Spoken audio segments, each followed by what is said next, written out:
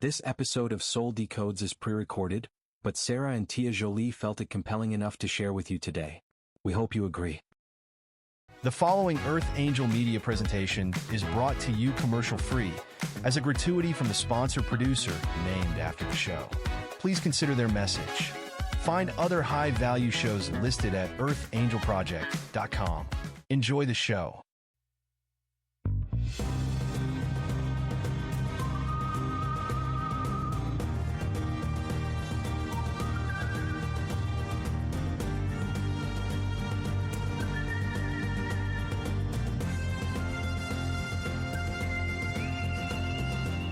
Welcome to Soul Decodes. Join us as we wander off the path to find the ideas that fascinate. We talk about spirituality, the mind, the ego, wellness, and hidden history with tips, travels, and tales. Charms for a better life.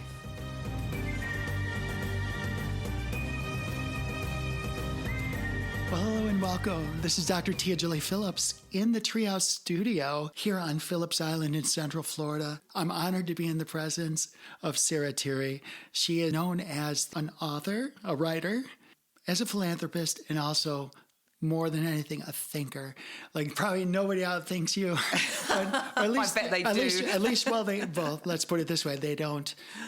You don't stop thinking. I don't like to compare others to others, but I'm building a belief system, so you can't stop because I have to build this belief system. It's pretty airtight, though. So, but this is April 8th, and it's kind of an interesting day because everybody's like all either fascinated or stressed out, or they could care less. Yeah. But first of all, before we dive into the episode, how are you? I'm doing very, very well. Yeah. Yes, I've got a lot of projects, manifesting what I need to be manifesting. Beautiful. Which is what we're all doing here, manifesting our reality. I love that. So what does that even mean? This week, what are some of the tangible, what is that? What does that mean pragmatically? Well, so writing and publishing is the one that I'm doing at the moment. I have a children's writing contest.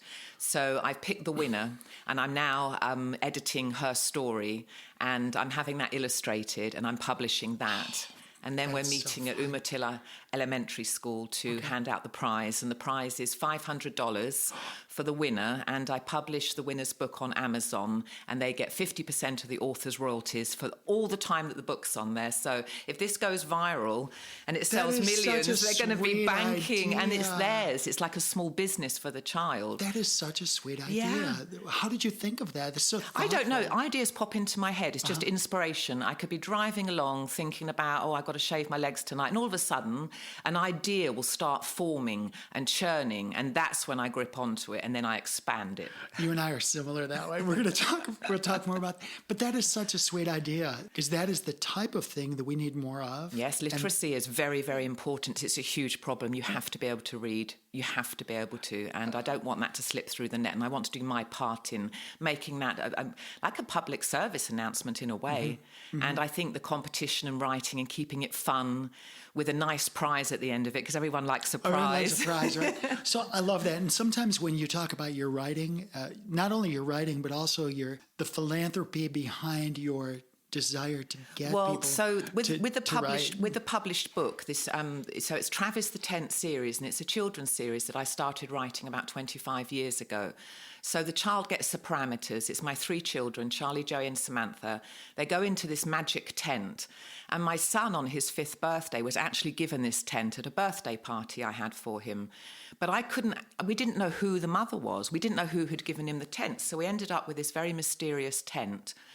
And my children climbed in the tent, and I would read stories to them. And then one night I started making up a story about my 3 children to them, and I cast them in the lead role, so they loved that.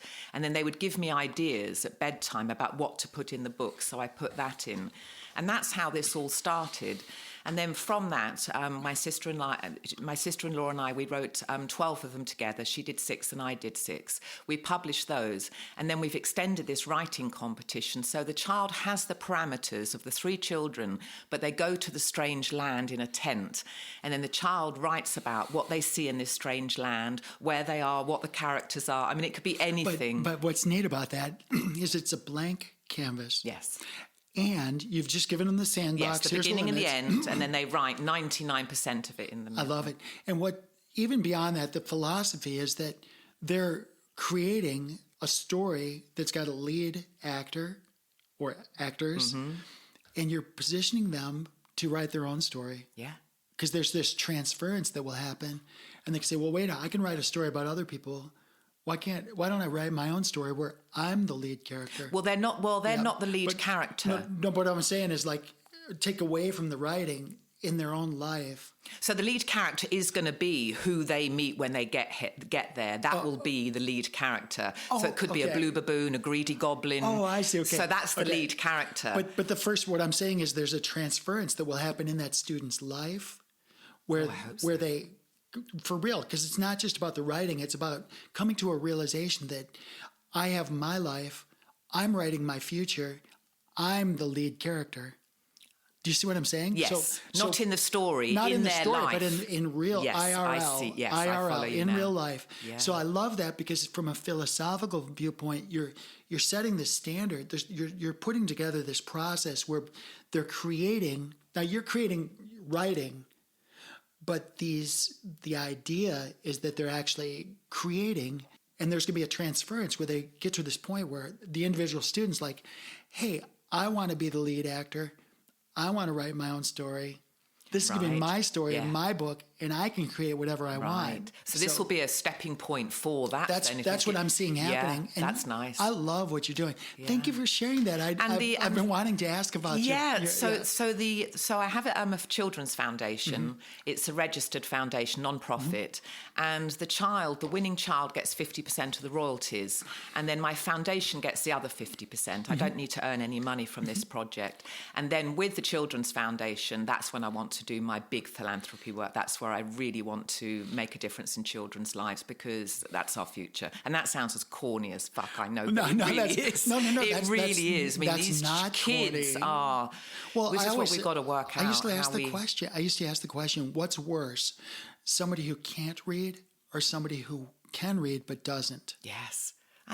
I've actually quoted that on my website. That's so Did strange. You really? Yeah. I've been saying that for years. It was given to me by someone else. Yeah. A very, very similar thing. And I actually, there's a video on my website. It's about what my dad said to me in terms of encouraging me. And something very similar. So that's got to go way back, because I learned that when I was a cadet at the Air Force Academy. So they were saying that reading is so important. I'm like, and that was the philosophical thing we talked about. Actually, I think it was a management class or something, but we actually talked about the importance of reading. Yeah. And writing, the children are judged on creativity and inspiration and imagination. And in my adult books, The Mirror World and The Starside Prophecy, I talk about the vital importance of cultivating a really strong, healthy, vibrant imagination, because that's the future that gets created. You've seen your future, I've seen mine. That's already in the quantum matrix, and our capacity to visualize that is a spiritual gift. So the competition is to encourage children to use their imagination. It's interesting because I've asked this question of people before. It's like, have you ever seen a movie that's based on a book? And a lot of people have said, of course. It's like, what is better, the movie, the original movie, or the book? And with very few exceptions, they say, well, the book was better. And the question becomes, well, how is it that the book was better? My answer to that question is that when you and I could read the same book by the same author, same edition, yet the way you read it, the way you visualize it, the way you create your pictures with that book, you customize it to you. Right. I customize it to me. Right. So the imagery that I create within my brain reading that book is custom to me.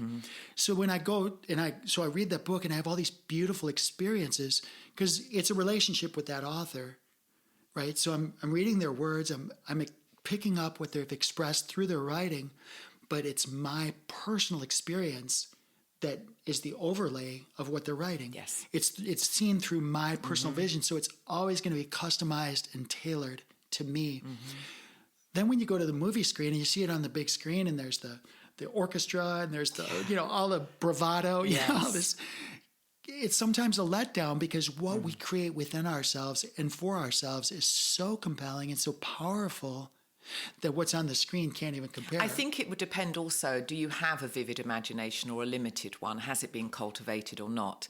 So if you don't have a vivid imagination, then maybe perhaps the movie's better. better. Oh, that's fascinating. Yes. That's a good... I think also, so I have a novel, The Starside Prophecy, and I would like that to be a movie, because I write with movies in mind. My children's, the North Pole series I did, they're 2 screenplays. I see images and then I describe them. So I'm very, very big on the detail, but I don't want to bore my listeners and my readers, because that I don't want to be falling into trap of describing a tree and it takes a page. So do you know what I mean? Yeah. So, but I have to describe what I see in my head as visual images. And The Starside Prophecy, I think, would make a good movie, excellent movie, but I don't think you could do it in 2 hours. You would lose so much of the content. So it would have to be a mini-series. Well, you'd have to have at least 6, because it all gets chopped apart. So you get a very, very watered-down version, I think. And having read... I think I've read 4 of your books now. You do such a job developing the characters. I don't think you can develop the characters in 2 hours. I think you actually, you must, like any one of those characters, and again, this goes back to reading, putting out, picking up what the author's putting down. Like in The Starside Prophecy, you actually have to learn to understand who that character is, what they stand for, how they think, how they interpret the world, how they interact with the other characters. Yes. So the way you develop those characters is going to be very important. Vital. If you do this on a screen or a play or anything outside of the book, I think you have to actually take the time to properly develop those characters. Yes, and I think you could do, so The Starside Prophecy is about 115,000 words. I think it's on audio, and it took me, I think it was 13 hours to narrate that. Mm-hmm. And that would have to be done over at least 6 episodes. So I'm going to sell it as a mini-series, because you won't capture that in a movie. Well, I mean, just for the benefit of people listening, you've narrated that. Can they find that someplace? Yes, that's on audible.com. Okay, so what do they search for? Just audible.com. So they go to audible.com. And then you can download it there. Okay, great. Okay, good. Yeah. So thank you. And it's on YouTube. And now, if you don't want to listen to the whole thing, I've put it on YouTube, and it's in 55 chapters, so people can listen to that for free. I don't want there to be a paywall. If someone can't afford to buy the audio, it's there for free. You can actually listen to the whole thing without commercials, without interruptions and stuff. Yes. And then you have the free version. That's beautiful. That's thoughtful of you to do that. I wanted to ask you about your restaurateur and your entrepreneurship, but I also want to get to something of the day that is very relevant, because today's April 8th, 2024. Did I get the year right? Yes, I think so. No, it's 2096. I know, right? You had a long sleep. What year is this? Did we win the war? Yeah. So yes, we did. We're still winning. So today is significant for a couple of reasons. One is there's just a bunch of people like they're beside themselves about this eclipse. I want to talk about that, what you're perceiving, what you're hearing, but people also are very superstitious, and people are staying in their houses, and they've bought into the fear aspect of that. I don't know what it represents, but a lot of people are seeing it as a sign of the end times, and they're amalgamating all this, but there's a slight fear aspect, but you can convert fear to faith very quickly. So I'm not living in fear of this, but something's going down, I feel. Let's take this kind of sequentially, if you don't mind. Because there's this how we're interpreting the acts, but let's just talk about the facts. Like what are we seeing that's verifiable? What is there anything that's verifiable, truthfully? Because I heard this girl that was saying that it's basically impossible for this eclipse to happen as they're projecting it, like the way the stars, the moon. Well, won't we get photographs later from Texas? Right. Well, this could be interesting. It actually is passing right over my daughter's house. Is it? In East Texas, nice to see later. We should be able to get some good pictures. But let me ask you a broader question, okay? Today, in Central Florida, at 2:20 p.m., which is coming up 55 minutes. It's coming up within the hour. 55 minutes exactly. Okay, so at 2:20 p.m., we're going to have a new moon. Now, that has nothing to do with the eclipse, but what is your interpretation of what a new moon is? Like, the full moon is obviously where, unless I'm missing something, where the sun is shining directly on the moon and it's lit up fully and completely without the interference of the earth. Is that... That's what I've heard. Okay. Yeah. And then when there's a partial moon or a new moon, that means the Earth's shadow is completely covering the moon. Is that what you've heard? Yes. All right. Yes. I'm not going to claim to know all this stuff, but based on what I've heard, a new moon just simply means the Earth's shadow is completely covering the moon. Mm-hmm. And that happens, 13 times a year? Right. All right. So, but now we have this thing also today. So today's a new moon where the Earth's shadow is projected onto the moon completely, and it's completely covering the moon. At the same time, we're talking about this eclipse where the moon's shadow is tracking across the Earth. Mm. So my question is, how can that be where we have the moon's shadow on the Earth at the same time the Earth's shadow is on the moon? See, I can't answer that. See, and it's not my wheelhouse at all. Right. But it's a great question. Right. And that kind of... And have you got answers then? No, I don't. No. I put it on my social media. Good. I put it on Telegram, LinkedIn. I put it everywhere. I just put a little graphic, but to me, it doesn't make sense. And so just... In terms of physics, this doesn't make sense. In terms of whatever you want to call it, I think we've been lied to about a lot of things. And so I'm not making a statement. I know that people are going to call me and send me hate mail. But you're making a query. I'm just asking a question. Yeah. I'm asking a question about shadows. You know, if the sun was behind you, your shadow would be cast upon me. If the sun was behind me, my shadow would be cast upon you. Are there two suns? Why would... So if this was something which is a hoax, what would be the motive of someone telling us this and lying about the physics of this to a common man, normal man that wouldn't know the difference?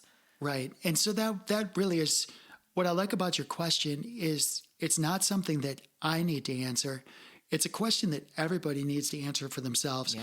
Now, we have... For those of us in the backdrop, we've been really tracking military operations for really since the 60s, tracking what's going on in the backdrop, who's doing what, to whom, and why, even the economic warfare, now the lawfare, the things that are happening around us.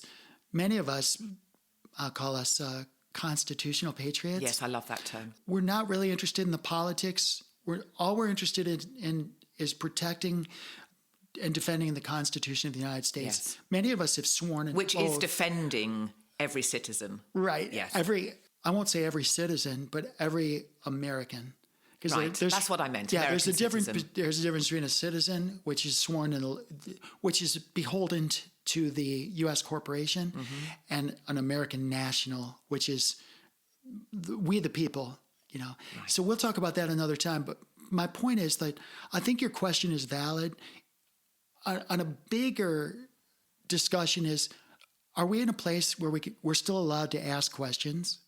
It's a bit taboo. Because we're at a point now. Bloody well should. We're at a point now where people, if I were to ask that question in some groups, the names that I would be called would be absolutely abhorrent. Yeah. So, well, I'm glad that you're stuff enough because I'm going to be having to withstand the same things because I ask a lot of penetrating, very uncomfortable questions. I don't give a shit though. Someone needs to ask them. So there's this group that I'm not ashamed to affiliate myself with. It's those of us that are studying the underlying military operations, and we've got a calendar that we follow, and it's called a Q calendar.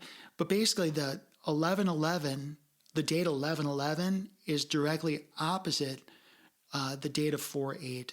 So 11/11, as you know, some of us know it as Armistice Day or Veterans Day, right? Or basically, it's of military significance. So my answer to you today is that I believe that 4/8 today is the new year of a new calendar that we really haven't talked about because people are very confused about.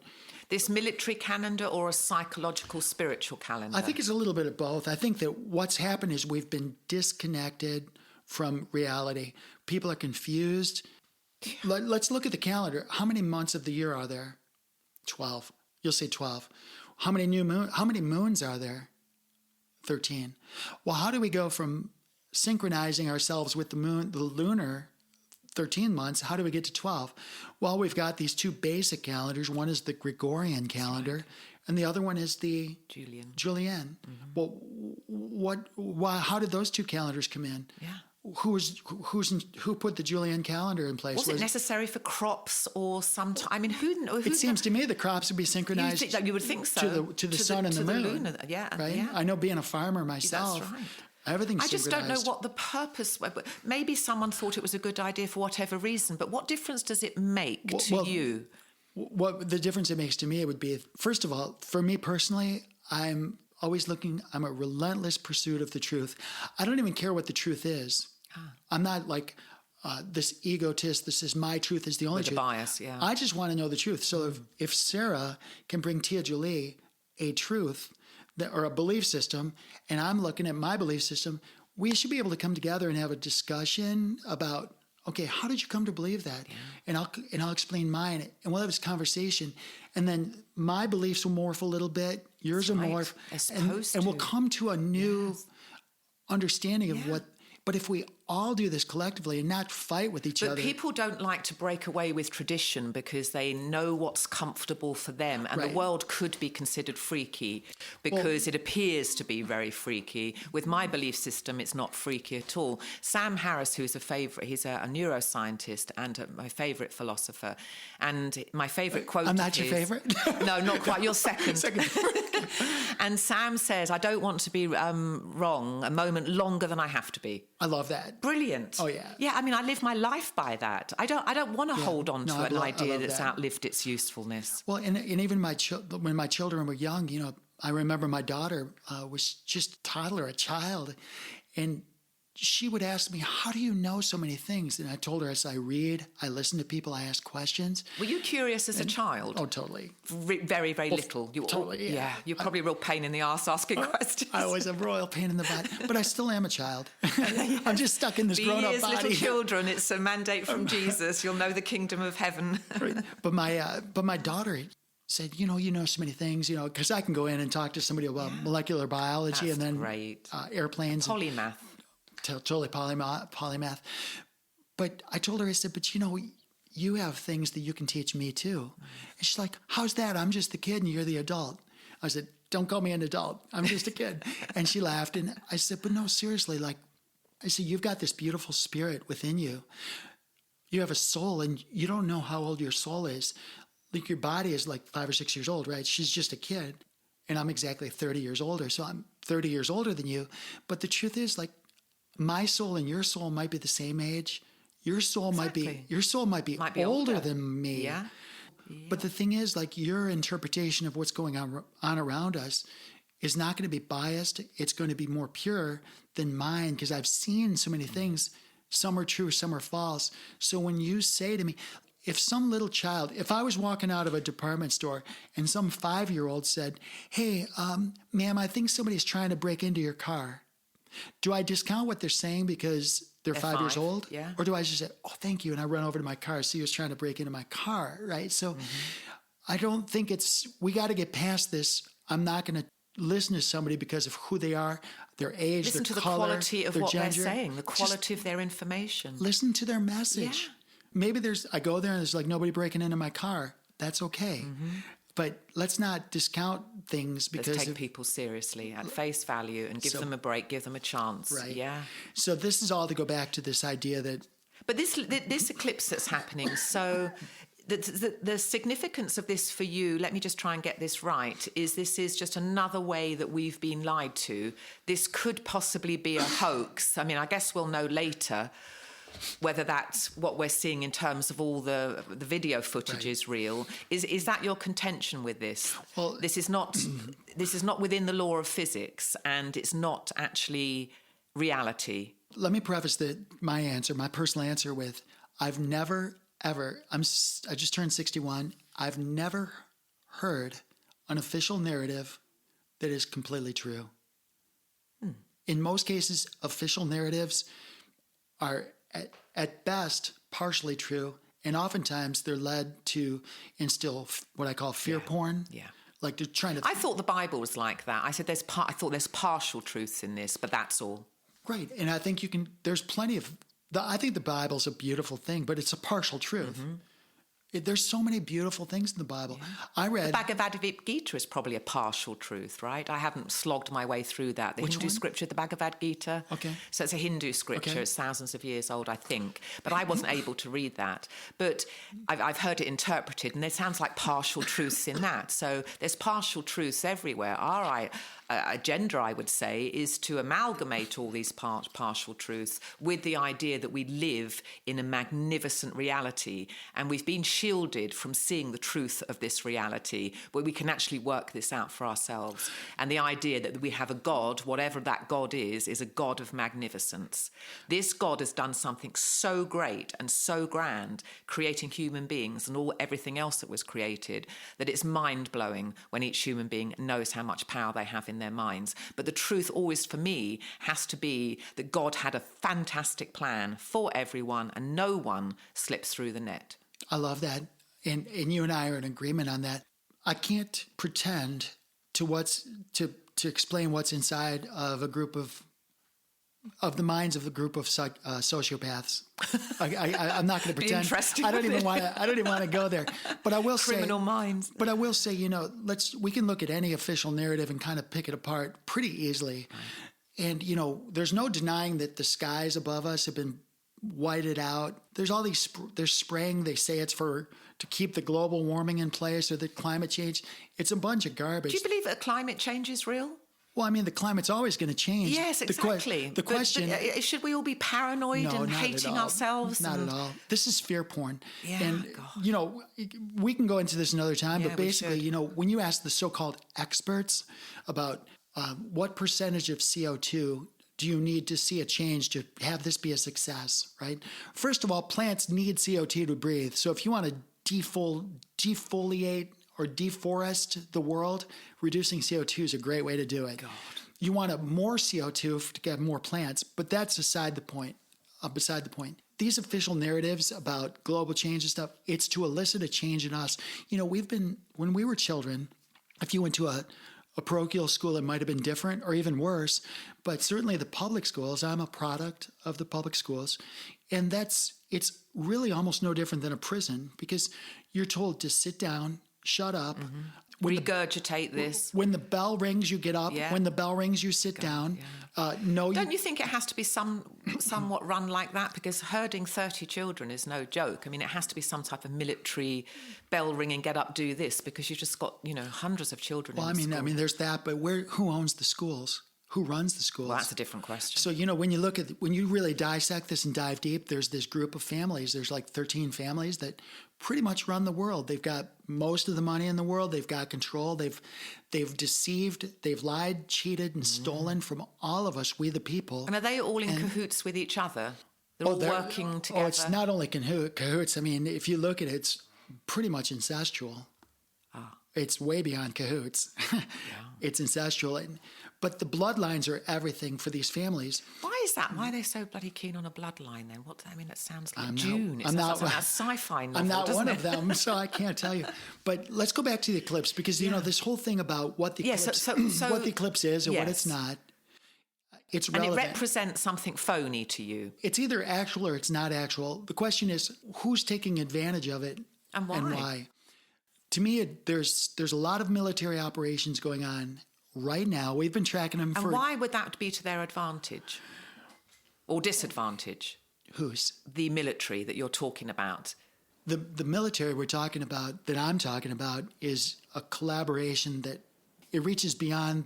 Okay, so we're talking about the military on the one that you adhere to. We're not talking about the military as of the government. We're not talking about the military that you see on the news. That we believe is the military, yeah. Which is like totally a joke. Right. I mean, when you look at the Marines on Marine One, when the so-called Joe Biden steps off the plane, and he's an actor, but everyone thinks he's the president, but he steps off the plane, and you've got these booger-picking Marines on either side of the plane.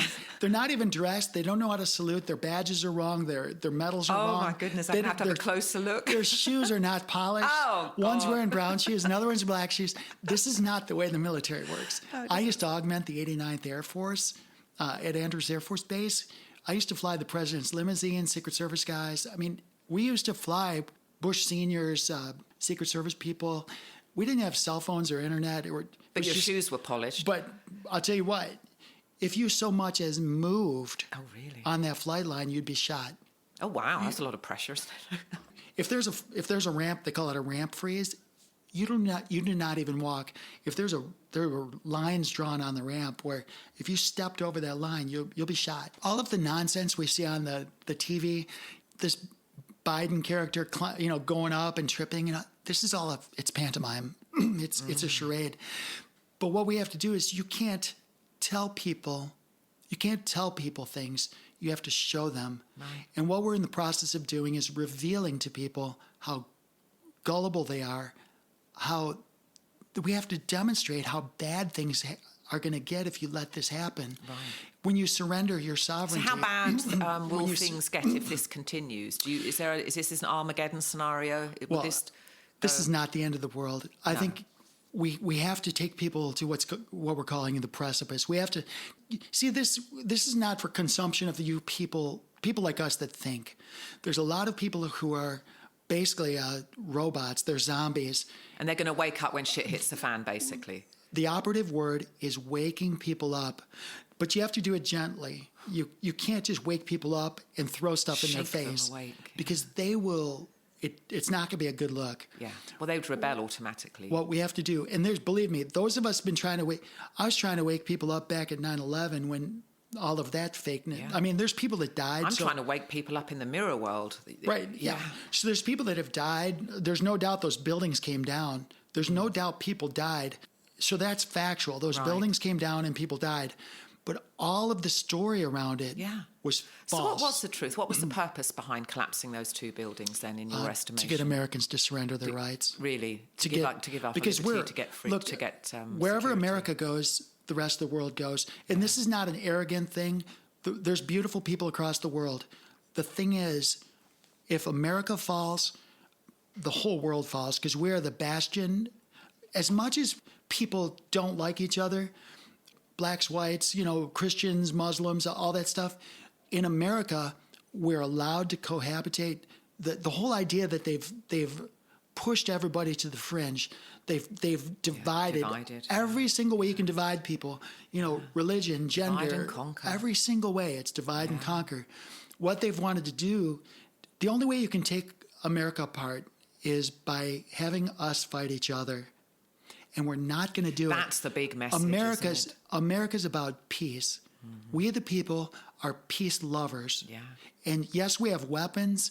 We have 13 trillion rounds of ammunition amongst us. Yeah. But we don't want to use it. And but we want to live in it. peace and security and freedom. And the fake news, they're going to tell you that it's, because we're going to protect ourselves from our neighbor. No, we actually love our neighbors. Right. Even those who are different than us, we love them. What we're doing is we're protecting ourselves from an out-of-control government that no longer represents the people. Those 13 trillion rounds are not for my neighbor or somebody that's not what that's for. It's for the government that tries to take over we the people, and we're not going to do it. As long as one of us is standing. And the government trying to take over we the people's been a slow squeeze then since 9/11. Totally. Oh, yeah. No, way before 9/11. Was it? Oh, look at all of the people. This is a bankers. All this has to do with the global bankers. Why do people want all this money and power? That's a good question. I'm not a sociopath. Do they even have souls? A sociopath? That's what it is. They're sociopaths. God. But what's the definition of a sociopath then? You read more than I do. I know, but I can't. It's just, someone that just craves power. Someone that craves power and will manipulate in order to get that power. Is that a good description? So let's start at the bottom. Like, all of us need certain things. Like, we need to feed ourselves. We need a shelter. We need love. Transport. We need affection. Yeah. We need certain things for our lives. We want life, liberty, and the pursuit of happiness. It doesn't get any simpler than that, right? So we need and we want all of these things. But a sociopath doesn't limit it to that. They just want they want everything for themselves, like a greedy child. It seems that way. Jesus. And so, I always let people, I'm cut from libertarian sort of fabric. I don't like labels, but if I had to label, I'd be an anarchist or a libertarian. Yeah, me too. But the point is, or a voluntarist, which means that the transactions between consenting adults are voluntary. If Sarah and I are going to do a podcast, it's not because I'm forcing you or you're forcing me. It's because we agreed to be here at 1 o'clock and we're going to talk and we're going to share ideas. And it's so simple. It's very simple. Yeah. And if we disagree, that's okay. We're allowed to disagree.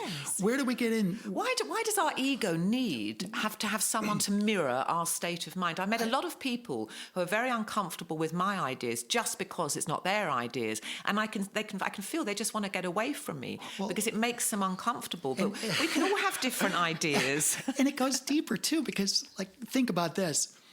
A good friend of mine, his name is John Maris. He's in Austin, Texas. Hi, John. Hi, John. Call out to John Maris. I've always looked for mentors. I didn't get much mentorship in terms of finances and business and things like that from my own father, or my own mom even, because they had issues of their own. They had their own journeys and things. Beautiful people, but they had stuff. So I always looked outside of my family, my godfather, my uncle, my friend John Maris. All these people kind of stood in the gap and taught me things about business, about spirituality, these things. And I would take bits and pieces from all of these. Well, one of the things that basically, he's taught me a lot of lessons, over my life. But one of the things he said that even now sticks with me, I met him when I was an Air Force pilot, academy graduate, and always correct about everything all the time. It was all about ego. And, it's like, Zealot. Go to the gym and, we're powerlifting and I can lift more than you. And even though I'm breaking my back doing it, right? Yeah. But it was always about vanity. It was about winning. Right. And who has the more cut biceps and back and gut, who can look better on the beach. All of this was about ego and winning. Competing. John Maris was the first one that basically said, because I was building a business and it was a relationship business, right? It was network marketing. And he was one of my mentors. And he said, pulled me aside and said, let me ask you a question. He said, would you rather be correct all the time or would you rather be wealthy? Quite a surprising question. Being smart as I was like, both. Yeah. But he said, no, seriously, you don't always have to be right. You can let other people be right. This is like took me a while to learn 25 years later. It's like, I've had people. It took me a while. I felt to be right was somehow to feel secure. Right. So I've had people come up to me. I'm a PhD in holistic nutrition. I've had complete strangers come up to me and tell me the most absurd, crazy things about drinking certain oils. Drink a cup of oil and all that. It's like, they're killing themselves. But you know what? I used to, like a previous life, would just tell them it's like what an idiot they were, right? But now I just ask questions, and if they are totally devoted to this idea that drinking this half cup of oil every day is their journey. It's like, what? Bless the mess. I know what they're doing to themselves. Yeah. I want to help them. I offer to help them. But if that's their belief, I let them be wrong. I'm at a point now where I let people, but that's just between two of us. We're at a place in this world where they're censoring social media, where I'm not allowed to say something wrong. What if I had a podcast? What if this podcast was all about saying everything wrong? Anything we can say that's wrong. Don't we have a right to say that? Yes. Yes, freedom of speech. But according to, but that's not where we're going. That's the totalitarian nightmare, isn't it? It's policing people's freedom to say anything that they want, which is basically ideas. Because ideas, an exchange of ideas, is the only thing that separates us from having a war. Is the exchange of ideas. And so if we're being censored, that's our freedom of speech gone. And if we're heading into a totalitarian nightmare, which Jordan Peterson seems to think we are, this is a great way to do it. Stop people speaking. I was banned from Facebook years ago for a while because of Is This Best God Could Do, because there were ideas in there which were, I guess, anti-establishment. Well, welcome to my world. It's a lovely world. So, this is all to talk about why would they hide things from us? Yeah. They being who? Yeah. I don't know, 3,000 people in 13 families, something like that. What's important is that we stake our claim as sovereign souls. Somehow we came to this earth space. You've come here as a sovereign soul. I like to think you volunteered to be here. I like to think that I volunteered to be here. Mm-hmm. I don't think I'm here because somebody forced me to be here. No. I think somebody said... We all volunteer to be here. So if we volunteered to be here, that means we're engaging this Earth experience because it's something we wanted to do as a sovereign. So what I'm suggesting is that regardless of what this eclipse brings or doesn't bring, regardless of who's trying to cover it up or make a statement or say it's some religious thing according to some ancient scripture, don't lose track of yourself, your critical thinking, your personal sovereignty. Just stay grounded, ask questions. Whatever the eclipse means to you, if you can look up and see the beauty and absorb the goodness and it's a beautiful thing, then go with that. Don't go to the fear porn and say, oh, today's the first day of Armageddon. My friend's not leaving his house today because he's in fear that something will happen if he does leave his house. And it says, oh, my goodness. Does he have a nice car? Maybe I could drive his car around if he doesn't need his car, right? But that's the point is like, don't get sucked into this fear porn. Don't stop living. Yeah. Ask questions. Claim your sovereignty. We needed to push back after 9/11. We collectively needed to push back and say, wait a minute, these people that you're blaming this bombing on, when you look at how they flew in their flight training in Florida, they couldn't even land a Cessna, let alone fly a 757 faster than its technical limits. When you fly a 757 beyond its limits, there's a thing called Mach tuck. There's flutter, the wing flutter. There's all sorts of aerodynamic limitations. And what they're saying is true was absolutely not true with that airplane. And only a pilot would know that, you see. Then there's thousands of pilots that agree with me. But the masses wouldn't know that. The Joe Q. Public, John All Q. I Public. saw was a plane hit a building. I didn't even question the aerodynamics of the plane. And we'll go into that another time. There's it's called Operation Bluebeam. There's a technology. Some of the imagery is spectacular, like killer whales in the sky swimming. I'll show you. It's beautiful technology, but it's out there. And they can project all sorts of images into the sky with high resolution. So we just need to get to the point where we question everything. In the end assessment, as we wrap up today, in the end assessment, what do we really have? This is a question for philosopher Sarah, all right? Philosopher Sarah, what do we have that we can hang our hats on that we know to be factual, accurate, and true?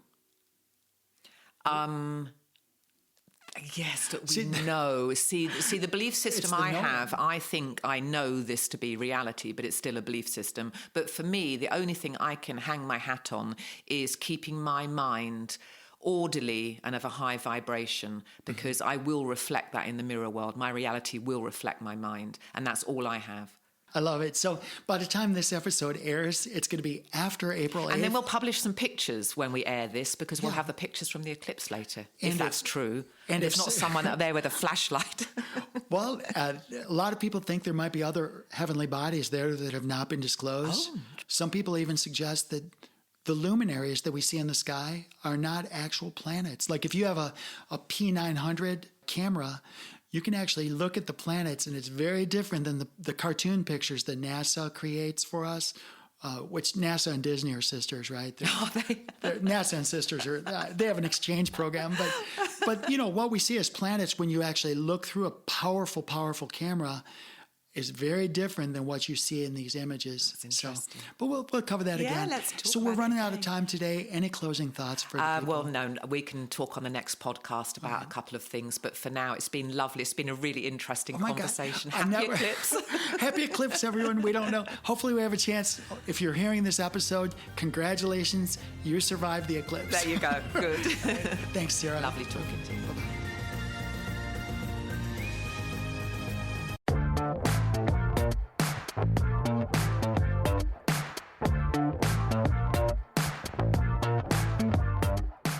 Soul Decodes, a feature presentation, airs every Friday on the Earth Angel Media Network.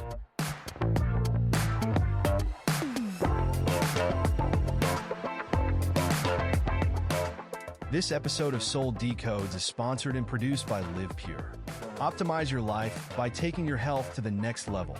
Listen now to learn how Live Pure will make your world better.